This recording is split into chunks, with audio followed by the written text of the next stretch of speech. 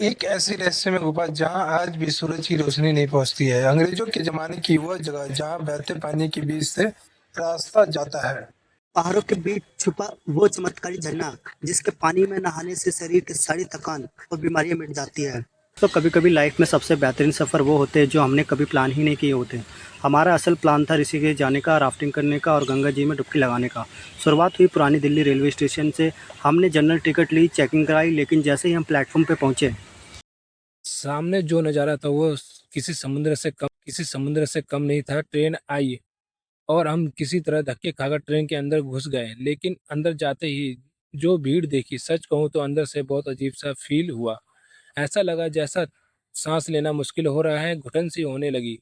उस भीड़ में थोड़ी देर खड़े खड़े रहने के बाद हमने एक दूसरे को देखा और फैसला किया, नहीं यार, अपने बस की तो बात नहीं है, ऐसा सफ़र नहीं हो पाएगा। हम तुरंत ट्रेन से नीचे उतर गए।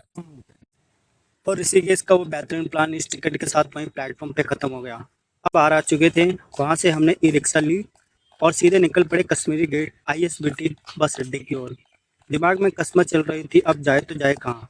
तभी अचानक मुझे याद आया कि वो इंटरनेट की वायरल वीडियो गुच्चू पानी और शस्त्र धारा की। मैंने सिर्फ नाम सुना था, लेकिन उस वक्त दिल ने कहा असली एडवेंचर चाहिए तो अब देहरादून जाना पड़ेगा। ऋषिकेश कैंसिल और देहरादून का टिकट फाइनल। लेकिन इस जन्नत तक पहुंचने का सफर इतना आसान नहीं था। शुरुआत हुई इस भारी भीड़ और टूटे हुए प्लेन्स और इस फटी हुई टिकट से। बस में बैठने के बाद हमने जो मस्ती की उसने दिल्ली की सारी फ्रस्ट्रेशन खत्म कर दी। रात के करीब 2 बज रहे थे जब हमारी बस एक ढाबे पर रुकी।